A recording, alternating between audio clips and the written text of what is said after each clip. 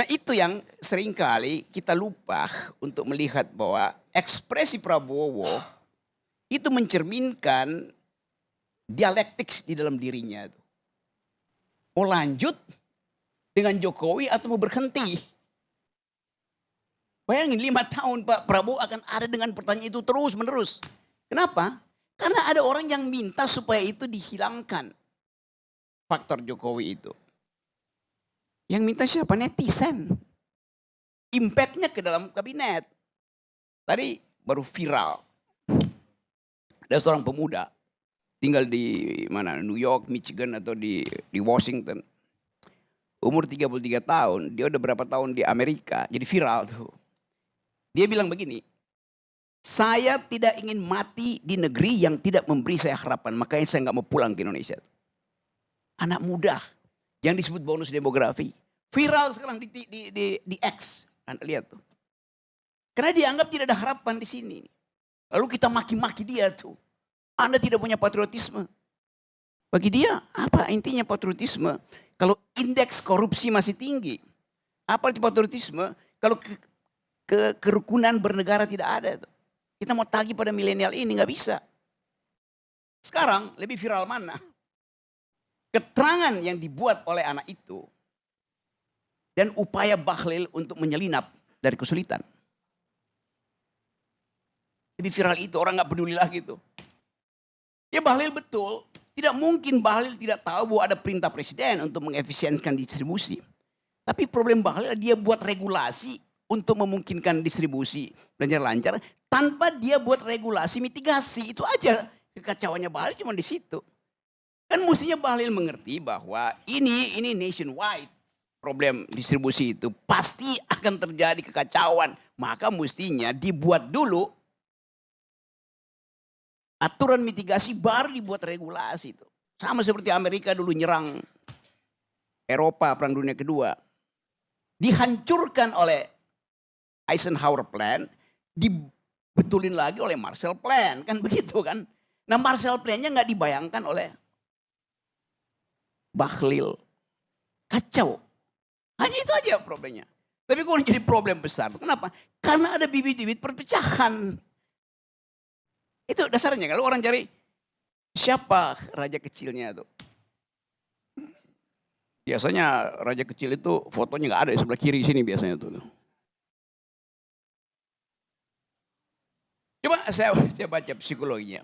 Teman-teman, tadi betul Adian tuh. Yang mampu untuk memecah belah adalah dia yang paham Jokowi dan paham Prabowo.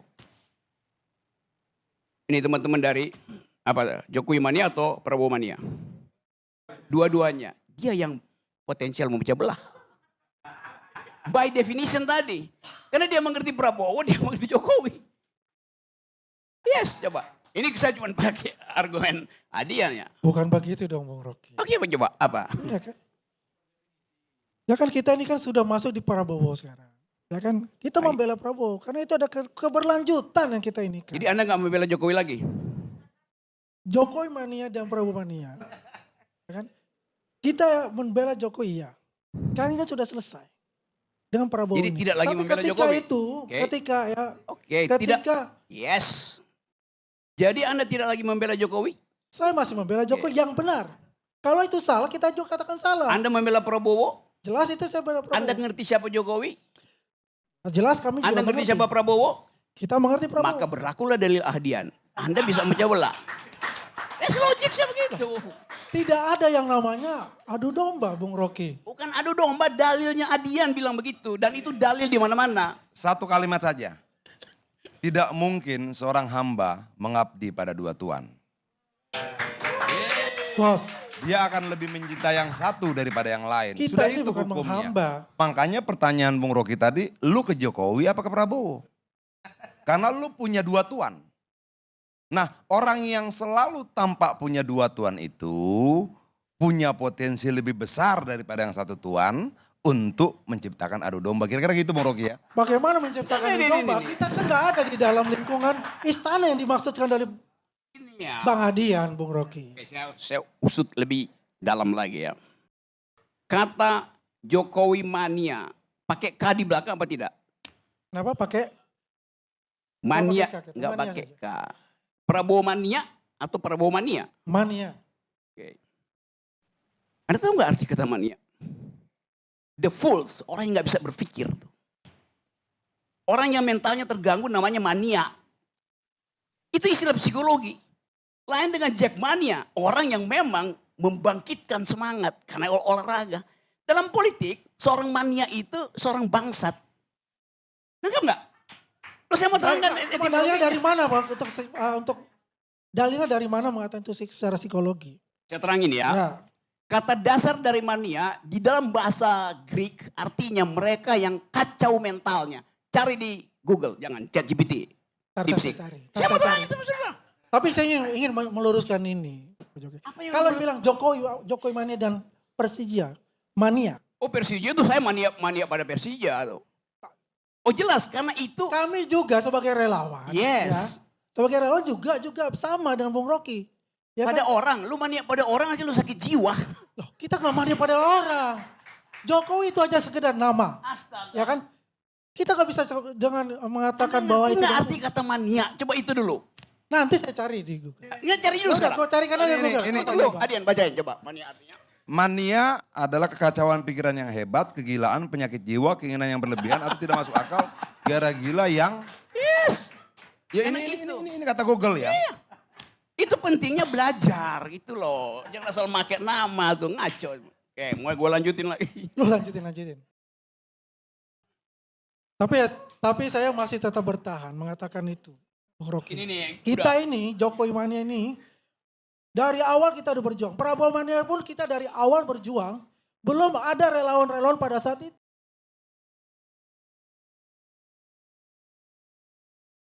Nggak, kita jangan bicara sepotong-sepotong ini. Satu nama ini.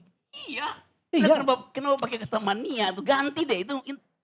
Nanti orang akan catat di sejarah. Ini orang-orang dungu nih.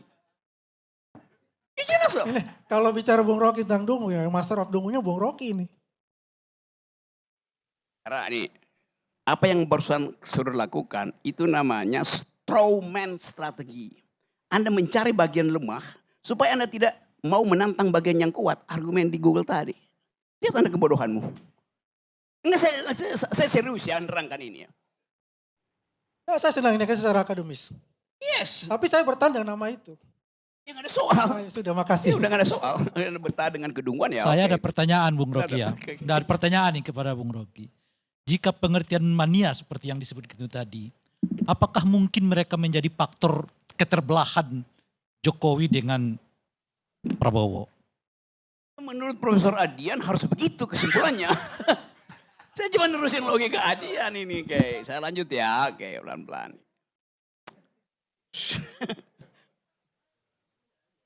Saya nggak pernah bohong dalam ilmu pengetahuan ya. Kayak. Mania adalah kondisi ketika seseorang mengalami perubahan suasana hati, energi atau aktivitas yang sangat tinggi dan ekstrim. Mania dapat mengganggu kehidupan sehari-hari. Nah makanya saya tanyakan, kalau kondisi psikologiknya begini pengertian mania, apakah mungkin mereka mengorganisir sebuah pekerjaan yang memisahkan Jokowi dengan Prabowo? Itu bagaimana lebih katakan begitu Bang Rai? Kita ini kan di luar istana. Tadi dikatakan bahwa cenderung adu domba itu ada di istana. Kita kalau relawan memang kita membela. Yang memang dah hati nurani kita bahwa ini adalah yang benar. Tapi nggak di istana ya? Kita nggak di istana kok. Kita nggak di istana. Apa kita jadi komisaris dulu Bang Adian dengan waktu di zaman Jokowi? Ya beliau wamen dipercaya itu kita kebanggaan kita karena satu-satunya relawan. Apakah dia masuk di pusaran itu? Tidak. Keputusan kan menteri. Kalau itu lingkaran itu karena anggota kabinet, ya. Tapi kan dia tidak seorang menteri. Ya tapi masuk dalam lingkaran istana. Kalau istana ya jelas dong masuk dengan Oh kabinet. ya sudah. Tapi bukan, sorry ya, ini bukan menteri loh, dia wamen. Keputusan semua itu kan pasti kan dengan menteri. Betul nggak? Oke. Oke, pelan-pelan ya saya. Apa yang jadi masalah di kabinet dalam pemerintahan? Tadi komunikasi. Artinya seluruh keterangan public relation dari kabinet dibatalkan oleh public opinion satu netizen tadi itu. Beda antara public relation dan public opinion. Public relation namanya humas. Tugas humas harusnya ya, di-out dari tugas humas, membuat satu keadaan supaya rakyat mengeluk-elukkan pemimpinnya. Entah presiden, entah menteri itu. Itu fungsi humas. Yang terjadi di istana, menteri memamerkan dirinya sendiri. Beda itu. Dia meminta untuk diakui. Itu tolol. Humas artinya membuat peristiwa supaya publik mengakui dia, bukan dia yang meminta. Itu namanya iklan. Beda iklan dan public relation. Beda lagi dengan public opinion.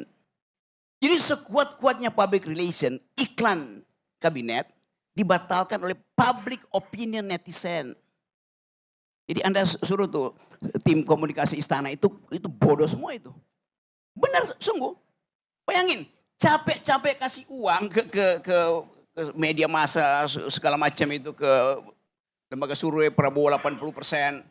Lalu datang speaker dari House, speaker dari istana, bicara macam-macam puji-puji. Berhari-hari, berminggu dalam 100 hari dibatalkan oleh public opinion anak muda Indonesia yang kabur dari Indonesia karena menganggap dia nggak ingin mati di sini, dan semua netizen mengatakan lu bener. Itu soalnya di kita. Jadi siapa yang akan memecah belah?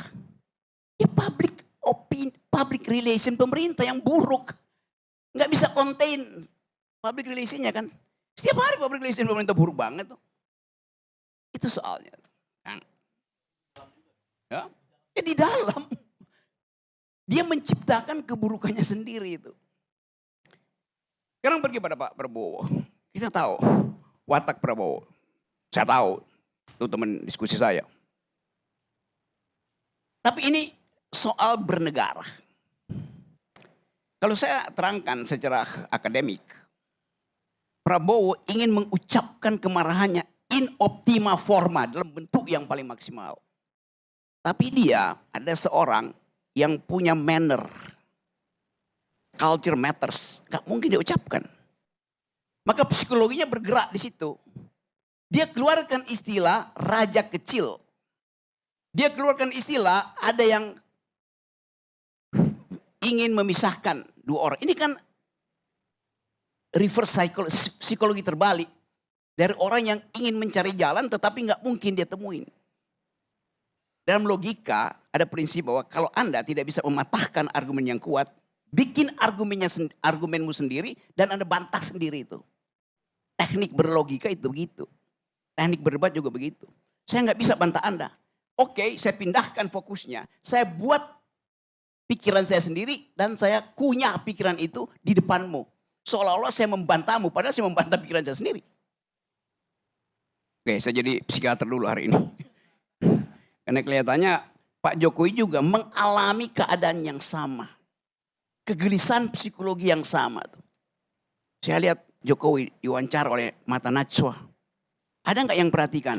Kaki Jokowi tremor sepanjang. Anda perhatikan? Tidak nyaman. Duduknya juga begini. Akhirnya mungkin Najwa berpikir, udahlah jangan diteruskan. Makin lama dia makin gugup. Di dalam psikologi, kegugupan itu namanya delirium. Delirium itu bagian dari mania yang tidak selesai itu. Jadi itu yang terjadi.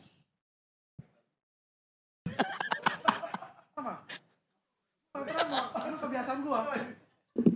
Saya nggak tremor, cuma kebiasaan aja. Jadi saya mau ingatkan, kita ingin negeri ini dihidupkan. Apakah PDIP akan memecah belah? Loh tadi barusan berapa jam lalu perintah dari Hasto adalah semua gubernur, pejabat daerah dari PDIP lakukan, jalankan konsep dari Prabowo, bahkan dia sebut lagi dengan wakil presidennya Gibran Rakabumi, lengkap disebutin oleh Hasto. Nggak mungkin dilakukan itu. Padahal PDIP ada di luar. Jadi kita mau cari keterangan sebetulnya. Dalam upaya mencari keterangan itu, akal sehat kita mesti kita tuntun dengan baik itu. Kalau saya rumuskan, ada kegelisahan pada Presiden Prabowo. yang dia harus ucapkan dengan metafor itu. Raja kecil itu. Sangat mungkin yang dimaksud adalah anak kecil yang ingin jadi raja.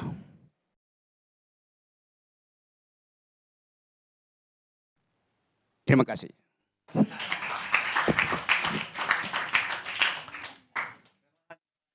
Ya oke teman-teman semua, zona merah ada yang menarik di acara ILC kali ini ya. Bagaimana ada seorang pendukung Jokowi yang menyebut dirinya atau kelompoknya sebagai Jokowi mania kena obok-obok oleh Rocky Gerung. Sudah begitu Rocky Gerung ini dibantu pula sama Bung Adian Napitulu. Serasa sudah kelar sudah perdebatan ini.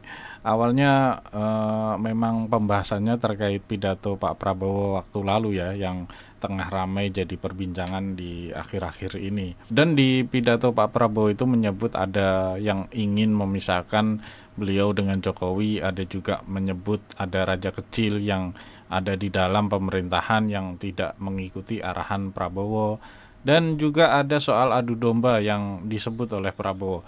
Di awal pembicaraan Bung Rocky Gerung itu menjelaskan pandangannya ya terkait soal pidato Pak Presiden Prabowo, dan pada saat ada perdebatan dengan salah satu narasumber dari Jokowi Mania, disitulah Bung Rocky Gerung seperti menguji kecerdasan dari Andi Aswan ya, seorang wakil ketua umum Jokowi Mania dan Prabowo Mania 08. Nah, dan seperti yang kita tonton bersama tadi, itu ternyata arti mania kepada seseorang atau mania kepada sosok tokoh ya kurang lebih seseorang yang tidak bisa berpikir ya, pengertiannya mania itu. Ya istilah gampangnya itu kalau kata Bung Rocky Gerung ya dungu gitu. Dan terlihat jelas di akhir-akhir video tadi penutup dari Rocky Gerung terlihat ekspresi muka Pak Karni Ilyas yang ya seperti ketawa geli ya melihat perdebatan ini. Dan mungkin buat teman-teman semua semoga video ini bermanfaat dan sampai jumpa di video berikutnya.